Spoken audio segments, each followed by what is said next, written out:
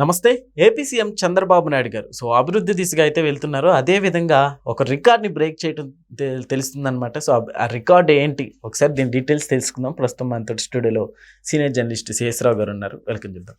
Hello sir. Hello sir, ఏంటి sir Chandrababu Naidu గారి ఖాతాలో మరొక రికార్డు? సో చంద్రబాబు నాయుడు గారు 15 నెలల పాలనలో నాలుగోసారి ముఖ్యమంత్రి అయిన తర్వాత ఆయన అనేక రికార్డులని సాధిస్తున్నారు. గిన్నీస్ రికార్డులు కూడా సాధించారు. అవును, ఎందుకు యోగాంధ్ర సందర్భంగా గిన్నీస్ రికార్డులు కూడా సాధించారు. సార్. సరే, ఆయన రికార్డులు కొత్త ఏం కాదు, ఆయన రికార్డులు సాధిస్తూనే ఉంటారు. ఒక రకంగా చెప్పాలంటే ఢిల్లీని మించినటువంటి రికార్డ్స్ సాధించారు, ఉత్తరప్రదేశ్ని మించిన రికార్డ్స్ సాధించారు. టోటల్గా భారతదేశంలో ఉండే ఆయా రాష్ట్రాలు సాధించలేనటువంటి రికార్డ్స్ని చంద్రబాబు నాయుడు గారు కేవలం 15 నెలల్లో సాధించారు. ఎలా అంటే ఒకవైపు అభివృద్ధి, రెండో వైపు సంక్షేమం. ఈ సంక్షేమం విషయంలో పింఛన్లు, సామాజిక పింఛన్లు ఆయన ఏ రాష్ట్రంలో ఇవ్వనంతగా ఇస్తున్నారు. ఇప్పుడు ఉత్తరప్రదేశ్ తీసుకుంటే 5,500 కోట్ల రూపాయలు పింఛన్లకి వాళ్ళు ఇస్తుంది. దాదాపు చంద్రబాబు నాయుడు గారు 30,000 కోట్ల రూపాయలు ఇస్తున్నారు. అంటే ఎన్ని రెట్లు ఎక్కువ? దాదాపుగా 6 రెట్లు ఎక్కువ ఇస్తున్నారు. అంటే ఉత్తరప్రదేశ్ని, మన దేశంలో పెద్ద రాష్ట్రం ఏంటంటే ఉత్తరప్రదేశ్ చెప్తుంటారు. జనాభా ఎక్కువ ఉన్న రాష్ట్రం కూడా అదే, పెద్ద రాష్ట్రం కూడా అదే. 80 ఎంపీ స్థానాలు ఉన్నట్టు రాష్ట్రం. మరి అంత పెద్ద రాష్ట్రంలో 5,500 కోట్ల రూపాయలు పెన్షన్లకు ఇస్తుంటే చంద్రబాబు నాయుడు గారు ఆయనకన్నా కొన్ని రెట్లు పెన్షన్లు ఎక్కువ ఇస్తున్నారు. అది రికార్డే కదా సామాజిక పెన్షన్లు ఇవ్వటం అనేది. అసలు ఏం చెప్పారు 2024 ఎన్నికలకు ముందు? చంద్రబాబు నాయుడు గారు ఇవన్నీ అనౌన్స్ చేస్తున్నారు, సూపర్ 6లు ఇవేమీ ఇవ్వరు, ఆయన మాట తప్పుతారు, ఆయన ఎలక్షన్ అయిపోయిన తర్వాత మీకు ఏమి ఇవ్వరు అని చెప్పారు. మరి చంద్రబాబు నాయుడు గారు సామాజిక పెన్షన్లు 1వ తారీఖు ఇస్తున్నారా లేదా? ఒకవేళ 1వ తారీఖు సెలవు అయితే 30వ తారీఖు ఇస్తున్నారా లేదా? ఇంటికి వెళ్ళి 4,000 రూపాయలు ఇస్తున్నారు కదా. పైగా రిలాక్సేషన్ ఇచ్చారు. ఇంతకుముందు ఒక నెల లేకపోతే 2 నెలల్లో ఇచ్చేవాళ్ళు కాదు. ఇప్పుడు వరుసగా 3 నెలలు లేకపోయినా 3 నెలలు అన్నీ ఇచ్చేస్తున్నారు. రిలాక్సేషన్స్ ఇచ్చారు. రిలాక్సేషన్స్ ఇవ్వడంతో 1వ తారీఖున సామాజిక పెన్షన్లు ఇచ్చేస్తున్నారు. ఇక సూపర్ 6లు సూపర్ హిట్ అయ్యాయి కదా. సూపర్ హిట్ సభను కూడా పెట్టారు కదా.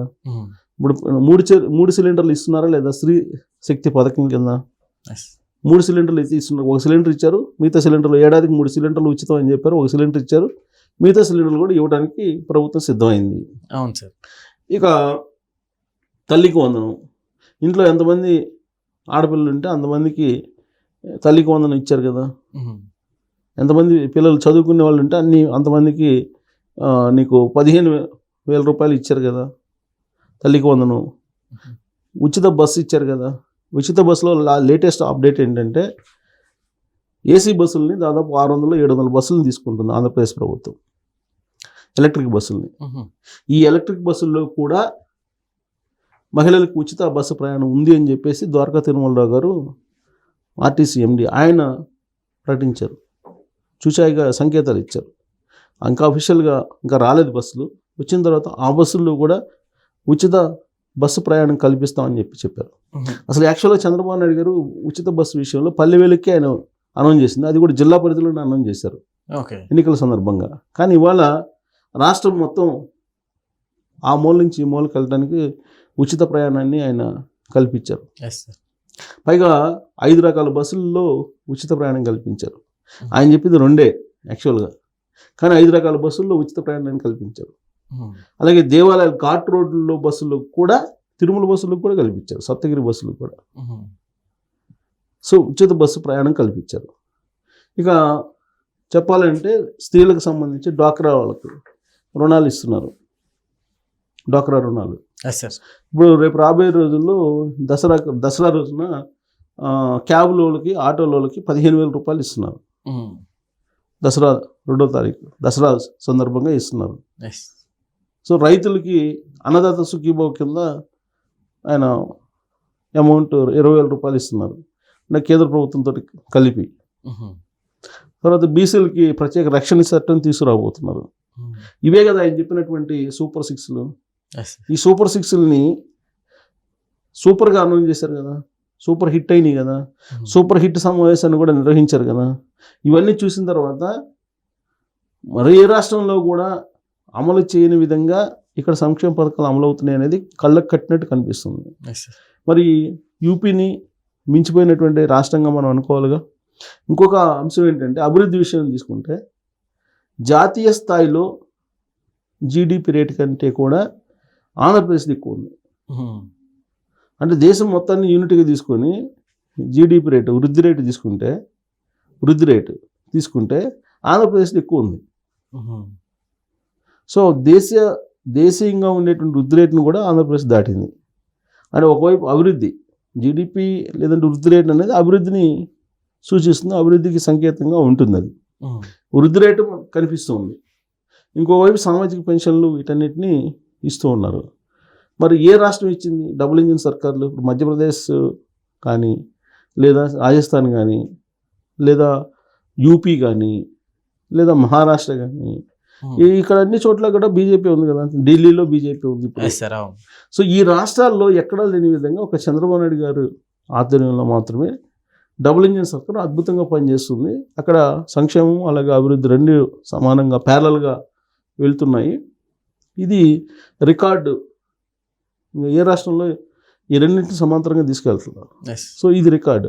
2024 ఎన్నికలకు ముందు అసలు వీటిని అమలు చేయలేరు, ఇది చాలా పెద్ద భారంగా మారుతుంది, రాష్ట్ర ప్రభుత్వం వల్ల కాదన్నారు.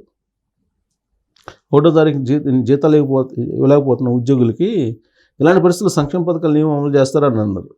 చంద్రబాబు నాయుడు గారు 4వసారి ముఖ్యమంత్రి అయిన తర్వాత ప్రభుత్వ ఉద్యోగులకి కానీ పెన్షన్దారులకు కానీ 1వ తారీఖు జీతాలు పెన్షన్లు ఇస్తున్నారా లేదా? ఇస్తున్నారు కదా. సామాజిక పెన్షన్లు ఇస్తున్నారు కదా. అలాగే సంక్షేమ పథకాలు ఆయన ఏదైతే చెప్పారో సూపర్ 6ని వాటిని టైం ప్రకారం అందజేస్తున్నారా లేదా? ఇవన్నీ జరుగుతున్నాయి కదా.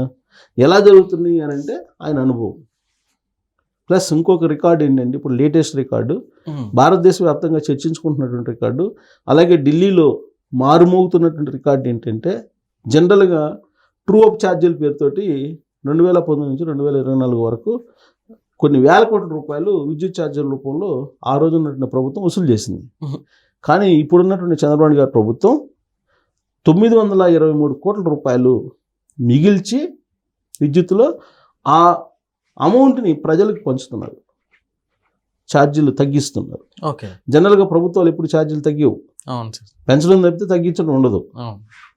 అలాంటిది చంద్రబాబు గారి ప్రభుత్వం తగ్గిస్తుంది. రీసెంట్ వరకు ఏం చెప్పారు? విద్యుత్ ఛార్జీలను పెంచుతారు చంద్రబాబు నాయుడు గారు, విద్యుత్ ఛార్జీలను పెంచబోతున్నాడని చెప్పి ప్రచారం చేశారు. పెంచకపోగా ఇప్పుడు లేటెస్ట్గా సంస్కరణలు తీసుకున్నటువంటి జాగ్రత్తలు, సంస్కరణలు సక్రమంగా అమలు చేయటం, సమర్థవంతంగా పరిపాలన ఉన్న కారణంగా 923 కోట్ల రూపాయలు మిగిలినాయి. ట్రూ డౌన్ ఛార్జెస్ని ఇప్పుడు అంటే డౌన్ చేస్తున్నారు. ఇప్పుడు ఇంతకుముందు ట్రూ అప్పే ఉండేది, జగన్మోహన్ రెడ్డి గారి టైంలో అప్పే ఉండేది తప్పితే డౌన్ ఉండేది కాదు. సరే ఇప్పుడు ట్రూ డౌన్ ఛార్జీల రూపంలో యూనిట్కి 13 పైసలు చొప్పున తగ్గిస్తున్నాడు. యూనిట్కి 13 పైసలు చొప్పున తగ్గిస్తున్నాడు. అంతకుముందు 40 పైసలు ట్రూ అప్ ఛార్జీలు ఉంటే యూనిట్కి, ఇప్పుడు 40లో 13 పైసలు తగ్గిస్తున్నారు. ఇది ఎంత సాధ్యం అని అంటే నిర్వహణ, అలాగే సాంప్రదాయేతర ఇంధనాల ద్వారా ఈ విద్యుత్తును తయారు చేయటం, సోలార్ విద్యుత్ కానీ, తర్వాత సోలార్ విద్యుత్తో పాటు పవన విద్యుత్తును తయారు చేయటం కానీ, ఇవన్నీ మీకు హైడల్ విద్యుత్ కాకుండా సాంప్రదాయేతర విద్యుత్తును తయారు చేయటం కారణంగా ఇప్పుడు విద్యుత్ రేటు తగ్గడానికి కారణమైంది. రాబోయే రోజుల్లో మరింత తగ్గేటువంటి అవకాశాలు కూడా ఉన్నాయని చెప్పేసి ఎక్స్పెక్ట్ చేస్తున్నారు.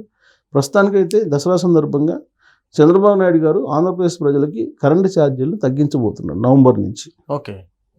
నవంబర్ నుంచి బిల్లులో తగ్గించి వస్తుంది బిల్లు మీకు. సో ఇది ఒక రికార్డు.